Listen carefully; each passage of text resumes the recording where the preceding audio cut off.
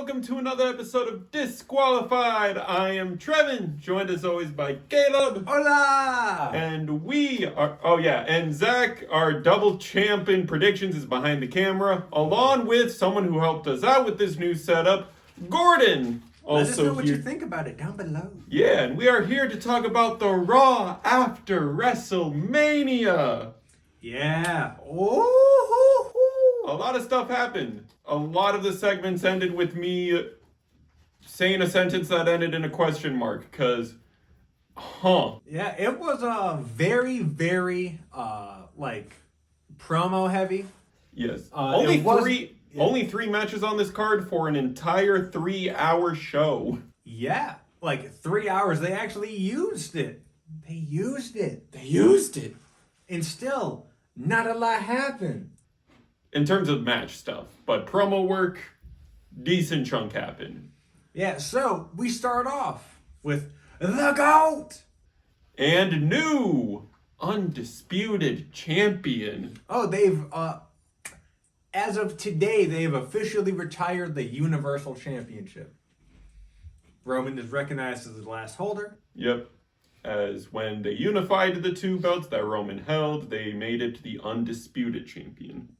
Yeah, but they did call it the WWE Universal Championship. So that's been retired, unlike John Cena. But he's quickly getting there. Yep. He reminds everyone that he announced that he is only showing up for 36 dates when he announced his retirement at Money in the Bank. And he started listing all the dates that have already gone by, starting with the Raw premiere, the European Tour, Rumble, Elimination Chamber, and 3 dates at WrestleMania. We are down to 27 more John Cena appearances. Yeah, and he says, look, I'm a giving man. I'm going to do something nice for you horrible people. He said, I'm going to give you all one last great look at the last real champion in WWE. Take out your cameras because you're going to want to capture this. And people were taking out their cameras for a different reason. Well, they held up them cameras. He was smiling. The crowd was cheering. And out of nowhere, RKO! Yep. It was amazing. Your Backlash main event is basically just set in stone. Yeah, so Reign, I did see the camera angle, and he rolled out underneath the ring and into the ring. Smooth. 20-year veteran, mate. Yep. But yeah, the thing Cena did say before getting RKO'd was, oh shit! But yeah, so that is the opening to our show. Yep. And your opener match of the card is a women's tag title rematch between your new champions, Lyra, your double champ, also holding the women's IC title, and Becky Lynch versus the rematchees representing Judgment Day of Liv and Raquel. So Zach, why throw up the arms? Why? What is the point of making one person a double champ and returning Becky Lynch just to throw the belts off them? Well, because after the Oblivion on Lyra for the 1, 2, 3, Becky and Lyra are both distraught. And you know what? Her husband did it on Saturday. Becky Lynch turns heel and spams the manhandle slam on Lyra and dips. Yeah, the Vegas crowd cheering one more time, 3 more times, which I think is very, very funny. Yeah. Surprised that they did this. I feel bad for Bayley that she got kicked off of Mania for this. This is not something you do right now. The fans very much right now do not want to boo Becky. No. She just came back. She just did that very cute post-show press conference with her adorable daughter. Yeah, Becky turning heel. The women of Judgment Day, Liv and Raquel, are now 4-time breaking their own record. Women's champions breaking their own record. And 90% of the gold is back on Judgment Day. People are thinking this might lead to a Liv versus Lyra match. Because Liv did pin the IC champ. Obviously, Becky is probably going to gun for Lyra's title as a bit of vengeance for losing the tag titles. So, I'll give you two options. Because I think it's pretty sure that if Liv faces Lyra, Liv is getting that title. You have option A. You have Liv and Raquel taking it off of, or Liv taking it off of Lyra as a double champ. Or option 2, tonight on NXT, Chemical X takes the titles and they hot potato them once again, and then Liv wins the IC belt and only has the IC belt. So we get Dom and Liv as IC champions. I see where you're going. Here's the thing. Chemical X would be cool tag champs. I don't see them hot potatoing it twice in 1 week. Like, Chemical X, they have grown on me hecka. Like, I am a huge fan of them, but under circumstances, I don't see it quite yet. I do see Liv taking it off of Lyra, but how I have it pictured is Becky's Lyra's opponent at Backlash, with Liv being Lyra's opponent at Saturday Night Main Event 2 weeks later.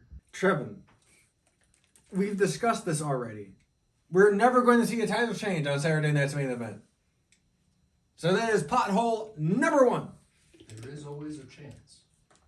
I mean, they crowned the U.S. on Saturday Night Main Event. That's to make it seem like a big deal. Yeah. They made Raw seem like a big deal when they debuted it on Netflix. Look what most of the shows have been. Dookie Booty. Yeah, moving on, speaking of Dookie Booty, the New Day comes out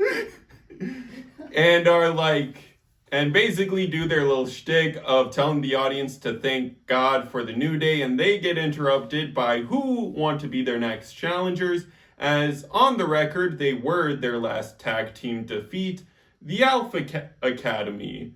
And I'm like, you know what? Screw it.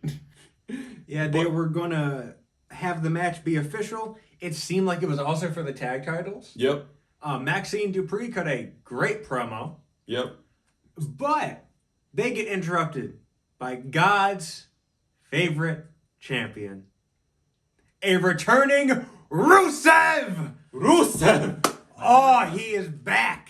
And he cleared house. New Day booked it. Alpha Academy decided, you know what? You're here. You're obviously here to squabble. Let's squabble. Regretted it immediately. Tozawa getting tossed around like a rag doll, and Otis getting choked the F out. Yeah, so for those not in the know, Rusev's character in AEW, he went by Miro, and he was God's favorite champion, the Redeemer, Miro. So, that's why he is God's favorite champion, which makes sense, because thank God for the New Day, that man said, no, yeah. I'm God's champion, not you. This is one of the segments I came out of with the biggest question mark, because I was like, I get Rusev wanting to show his powerhousiveness and going after the most men possible in a segment, with it being a tag segment. But I was like, has Rusev ever officially been a part of a tag team? Because why would he interrupt a tag segment of all things? He's been in the League of Nations, I believe. He was in various tag teams with Aiden English. There was one with Shinsuke. He's been in tag teams.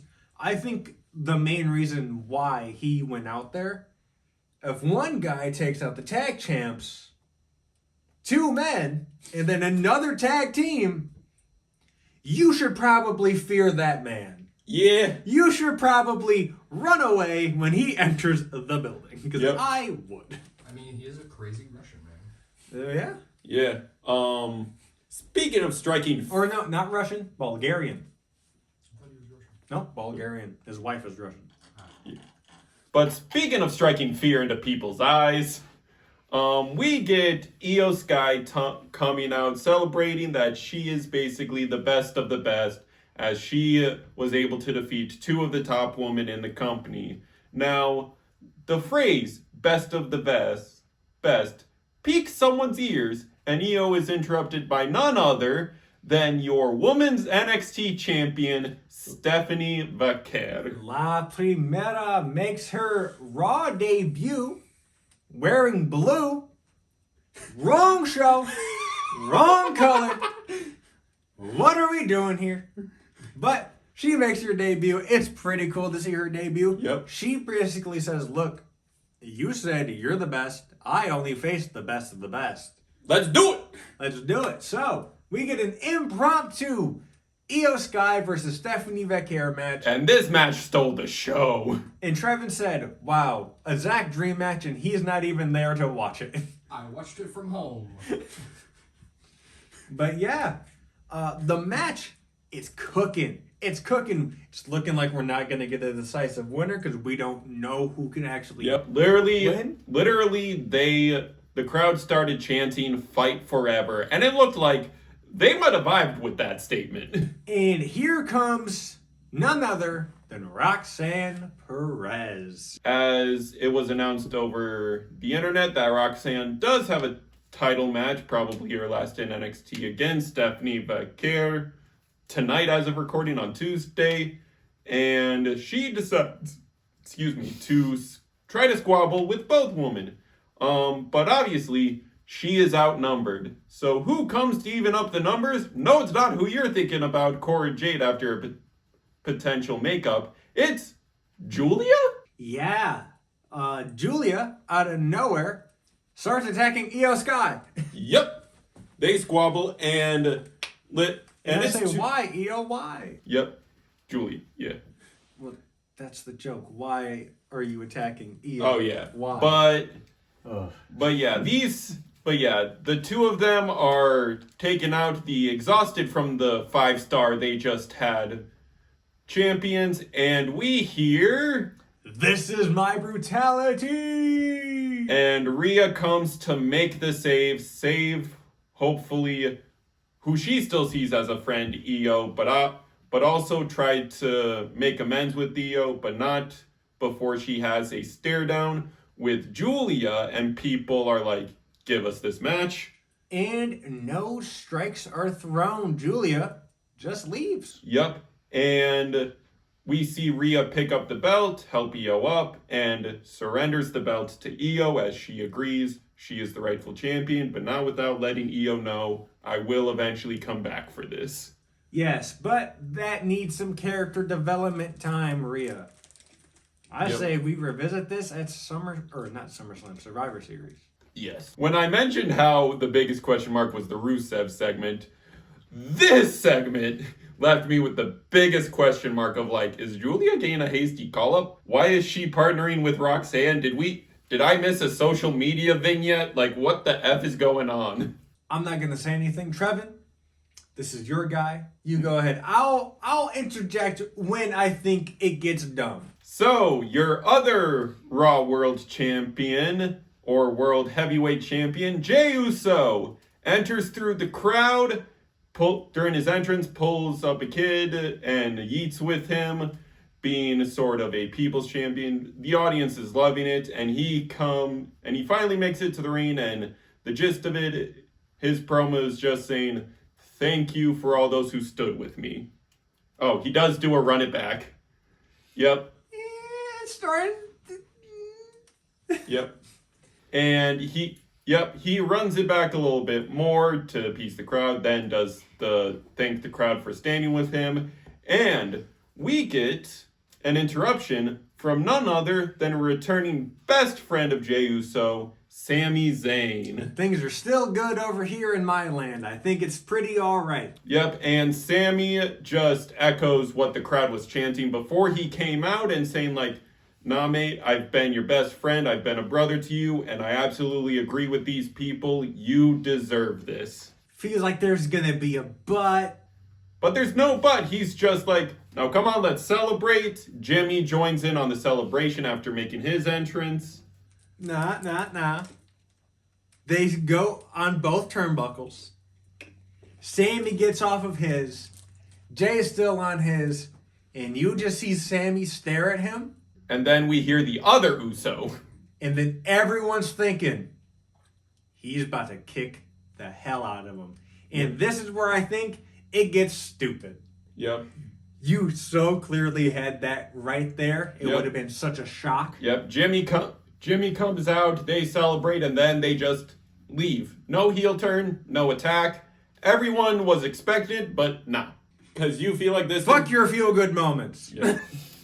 Because you feel like this confirms that Jey Uso's first defense is not going to be on the Backlash card. Yeah, I think it's going to come Saturday night's main event, and it's going to be a pointless filler feud. Speaking of filler feuds, potentially, we come back from commercial break with Gunther over the announce table berating the announcers of Michael Cole and Pat McAfee for seemingly just having an opinion, just wanting to congratulate Jay, and Gunther's calling them biased little a-holes, and Pat not standing for it is like, listen, Gunther, we have a job to do.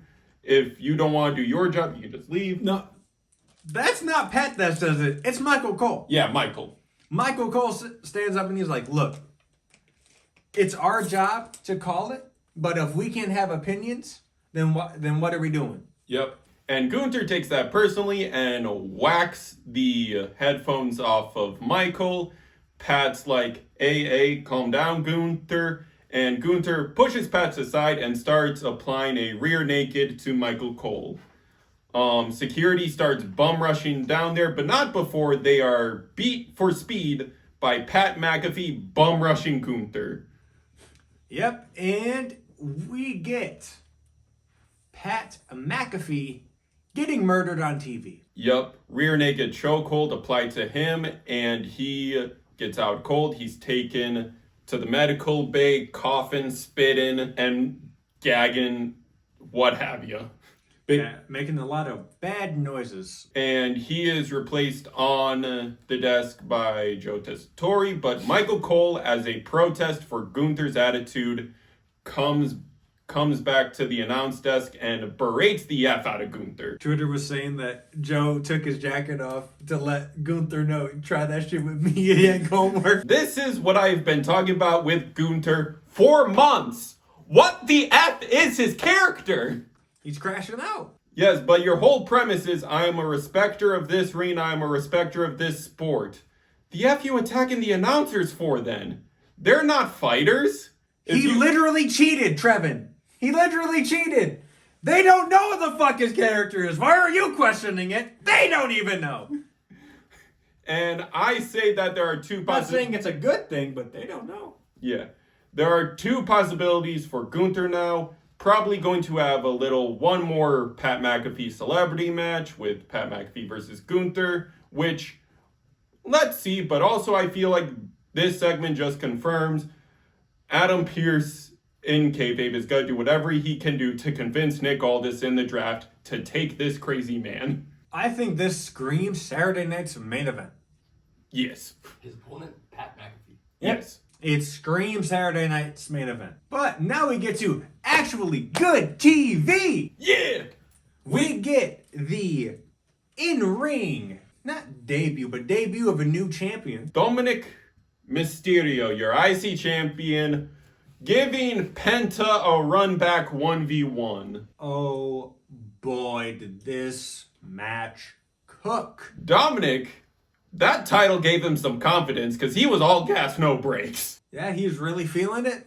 Him and Penta were going at it until we get some Judgment Day involvement. And Finn is there, causing a little kerfuffle, running into Dom, which gives Penta an opportunity to try to go for a win while Carlito is distracting the ref. However, we get a return from none other than probably one of the fastest broken rib recoveries I've ever seen. Punctured lung. And punctured lung.